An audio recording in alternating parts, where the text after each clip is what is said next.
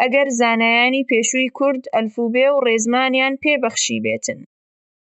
هەژار موکریانی یەکێک بوو لەو کەسایەتیانەی کە بە وشە زمانەکەمانی دەوڵەمەند کرد. فەرهەنگەکەی بە ناوی هەنبانە بۆرینە کە بە سۆرانی نووسراوە، گرنگترین سەرچاوەی وشەی کوردی سەدەی 20ەمە. بەڵام هەژار تەنیا فەرهەنگنووس نەبوو، ئەو شاعیر، وەرگێڕ، لێکۆڵەر و شایەتی سەردەمێکی زۆر ئاڵۆزی مێژووی کوردستان بوو. ژیانی سەرەتایی لە مەهاباد هەژار کە ناوی ڕاستەقینەی عەبدوڵڕەحمان شەرەفکەندیە لە ساڵی 1920 دا لە شاری مەهاباد لە ڕۆژهەڵاتی کوردستان لەدایک بووە. بنەماڵەکەی یەکێک بوو لە بنەماڵە زانا و ئایینیەکانی شار. باوکی مەلا بوو. هەژاریش خوێندنی سەرەتایی لە لای باوکی و لە مەدرەسەکانی مەهاباد وەرگرت.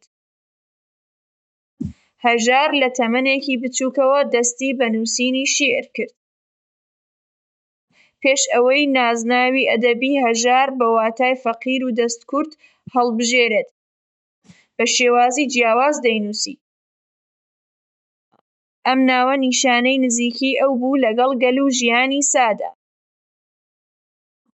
نەیدەویست وەک میر یان ناودار دەربکەوێت، دەیویست وەک گەلەکەی بێت. کۆماری مەهاباد و وەرچەرخانی ژیانی ئەو ڕووداوێک کە ژیانی هەژاری گۆڕی لە ساڵی 1946 دا ڕوویدا. ئەویش دامەزراندنی کۆماری کوردستانی مەهاباد بوو لەژێر سەرۆکایەتی پێشەوا قازی محەممەددا.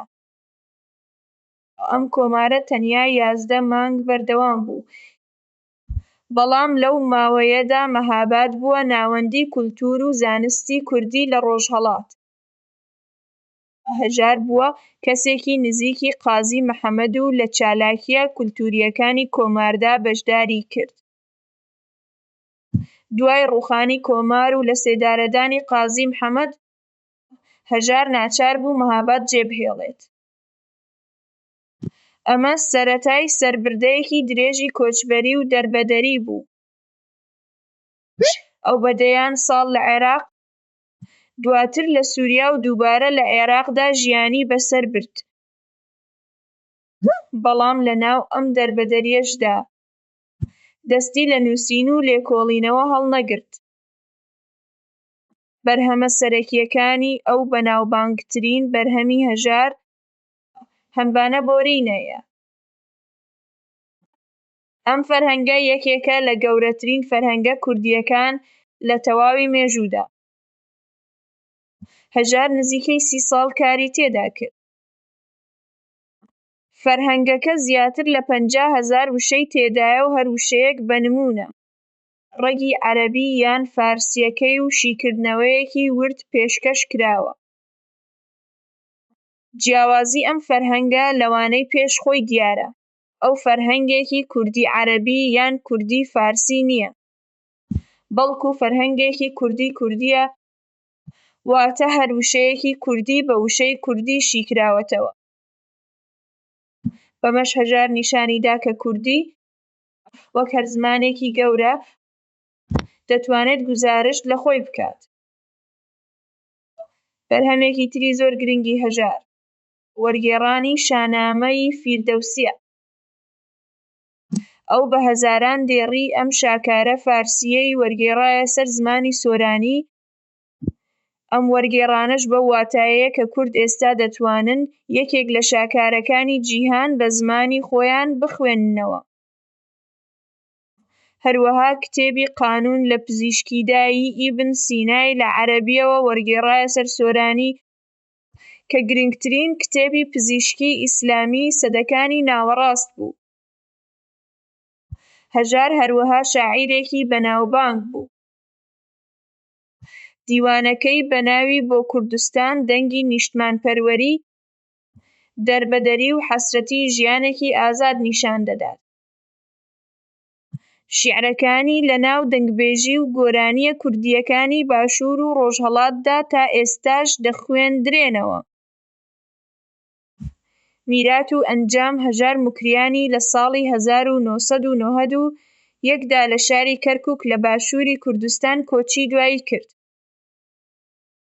مەزارەکەی ئەمڕۆ لە مەهابادە لە تەنیشت گۆڕی پێشەوا قازی مەحەممەد و هاوڕێیانی کۆماردا. ئەم شوێنە بۆ ئەو بووەتە هێمە چونکە هەمیشە دەیەویست لە نیشتمانە ڕاستەقینەکەی خۆی دابنێژرێت. گرنگی ئەو بۆ ئێمە لە 3 خاڵدا کورد دەبێتەوە: یەکەم، دەوڵەمەندی وشە بە فەرهەنگەکەی ئەو کوردی بووە خاوەنی سەرچاوەیەکی فرەبەرگی وشە کە تا ئەمڕۆش بەکاردێت.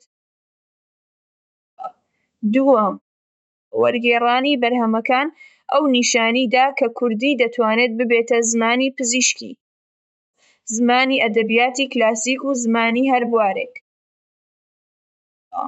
سێیەم، یەکگرتووی پارچەکانی کوردستان.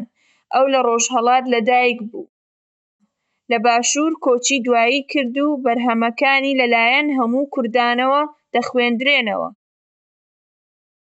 بۆ قوتابیانی زمانی کوردی، ناسینی هەژار موکریانی ناسینی قوڵایی وشەکانمانە. ئەگەر جەلادەت ئەلفوبێ و قەناتی کوردۆ فەرهەنگی زانستیان پێبەخشیبین، هەژار دەریای بێسنووری وشەی کوردی بۆ واڵا کردی. لەبەر ئەوە هەمبانە بۆرینە تەنیا فەرهەنگێک نییە، بەڵکو گەنجینەی ڕۆحی ئێمەیە.